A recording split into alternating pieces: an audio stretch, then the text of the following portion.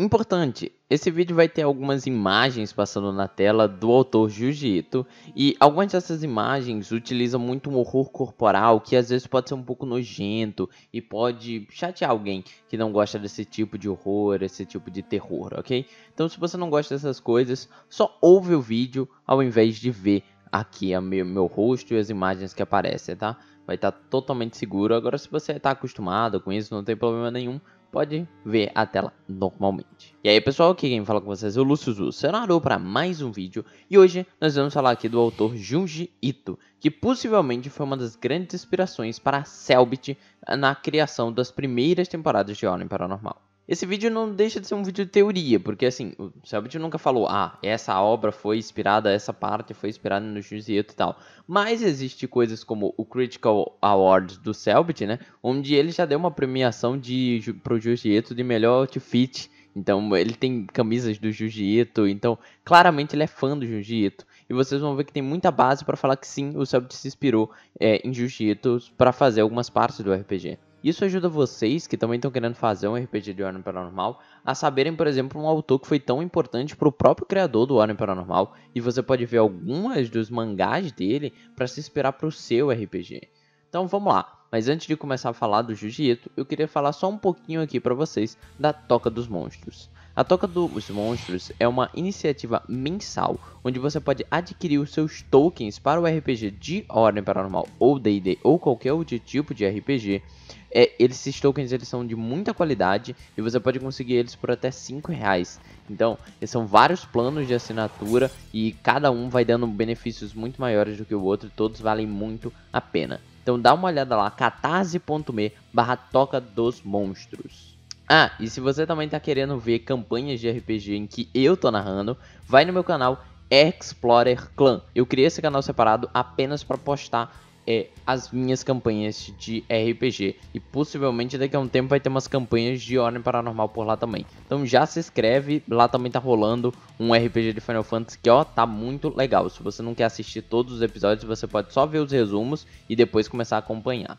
Então é isso, vamos continuar aqui o nosso vídeo. Uma coisa importante de falar logo de início é que o terror oriental é um pouquinho diferente do terror ocidental. Aqui no ocidente, a maioria do tipo de terror que a gente tem são de bichos que a gente pode lutar e matar. Por exemplo, lobisomens e outros como bruxas, por exemplo, normalmente são seres derrotáveis. Seres que a gente vai lutar e que a gente vai ter que ser muito forte para poder matar ela. Ou que vai ser muito difícil matar. O Japão já tem um aspecto diferente. As maldições do Japão, né, digamos assim, os monstros de lá, que eu vou denominar de maldições para ficar um pouquinho mais correto. As maldições deles são bichos assim que eles realmente são imparáveis. Ele não precisa ter motivação para te caçar. Ele não vai ser facilmente derrotado por ataques físicos. Normalmente, ou você tem que fazer algum tipo de ritual para poder atirar ele da nossa existência, ou é impossível acabar com ele. E uma das grandes inspirações também, antes de falar do Junji Ito pro Cellbit, deve ter sido alguns terrores japoneses clássicos da mitologia, como a própria série de filmes O Grito, que para quem não sabe, O Grito originalmente é uma série japonesa, ok?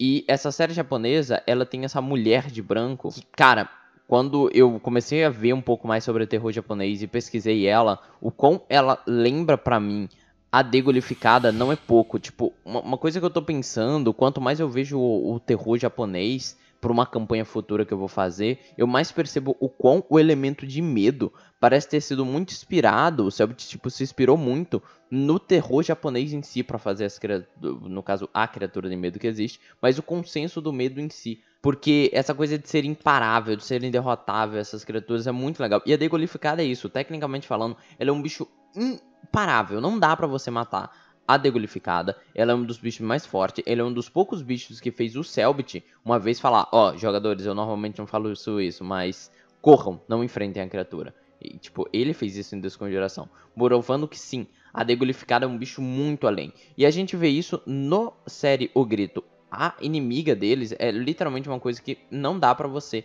brigar, não tem como você derrotar, não tem como você fazer nada contra ela. E no Grito é um pouquinho mais apelão, porque tecnicamente falando não tem uma forma de matar a criatura, né? É mais uma coisa dos filmes mais pra cá, então o Cellbit encontrou meio que a forma de fazer o corpo da criatura. Mas, fora por essa inspiração de O Grito, agora focando um pouco mais no autor do Junji Ito, vou explicar um pouquinho quem é ele. O Junji Ito, ele é um mangaka, né? Então ele faz mangás, e os mangás deles têm um traço muito, digamos assim, na maioria das vezes é um traço liso, sem muita sombra ou sem muitas linhas no rosto, mas que ele gosta de detalhar muito, muito quando algo gore ou algo, digamos assim, grotesco aparece na tela. Então vou botar algumas imagens rápidas para mostrar para vocês o quão ele gosta de fazer cada detalhe, sombrear direitinho e cria uma imagem meio que aterrorizadora, né? Você olha para ela e você sente que aquilo é estranho, é grotesco e muitas vezes é nojento. E pelo menos eu vejo que no primeiro A Ordem Paranormal, né? A primeira temporada, você vê que, por exemplo, a descrição do corpo do morto do bombeiro que o Cellbit faz era pra ser uma coisa bem, digamos assim, escrota e grotesca de você ver, meio perturbadora. Só que logo de cara, a primeira coisa que te chama a atenção é que no lugar dos olhos dele tem 2 grandes buracos. E a mandíbula dele tá completamente aberta, muito mais do que um ser humano consegue abrir. E eu vejo que essa cena, cara, pra mim, eu acho que o Cellbit devia estar muito focado em Jiu-Jitsu nessa época, então ele quis fazer uma cena bem forte e tal. E fora isso, na primeira temporada nós temos a degolificada com o poder dos cabelos. E o poder dos cabelos, lógico que é uma coisa, digamos assim, não é muito difícil de você pensar uma criatura que os cabelos dela tenha se mova e que ele usa o cabelo para combater, não é muito difícil. Você vê vários personagens que fazem isso, você consegue pensar que não deve ter alguma referência de Jiu-Jitsu, mas quem sabe não.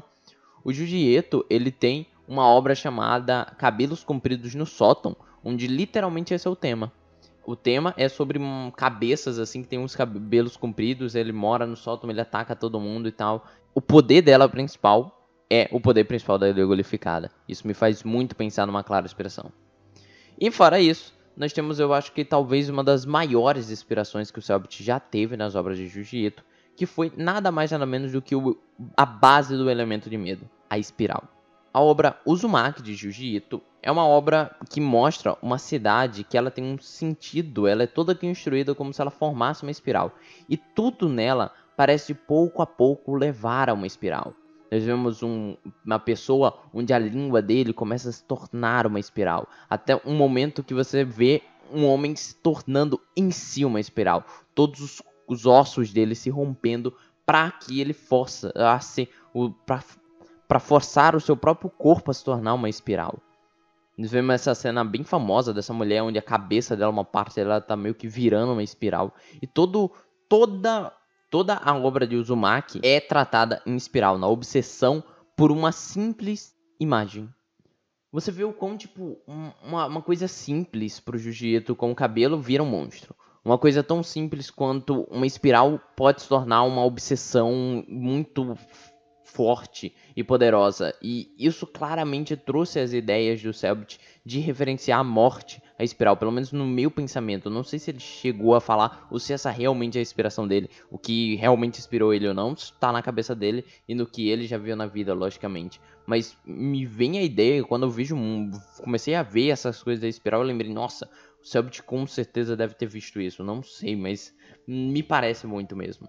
E logicamente que eu não vi todas as obras do Jiu-Jitsu, mas ele tem muitas outras boas que eu quis trazer também aqui para recomendar a vocês que estão aí a fim de se inspirar num autor que possa te ajudar a trazer também as suas campanhas de Ordem Paranormal. Uma das obras que eu mais recomendo, que eu acho ela meio, digamos assim, ela é simples. Você até tem um youtuber que eu vou botar até nos comentários se eu encontrar para vocês, que é um youtuber que ele dubla as obras do Jiu-Jitsu. Então fica mais fácil para quem não quiser ir ler o mangá. Só que a dublagem tá em inglês, mas você pode traduzir para o português ali pelo YouTube, a legenda do YouTube, ok?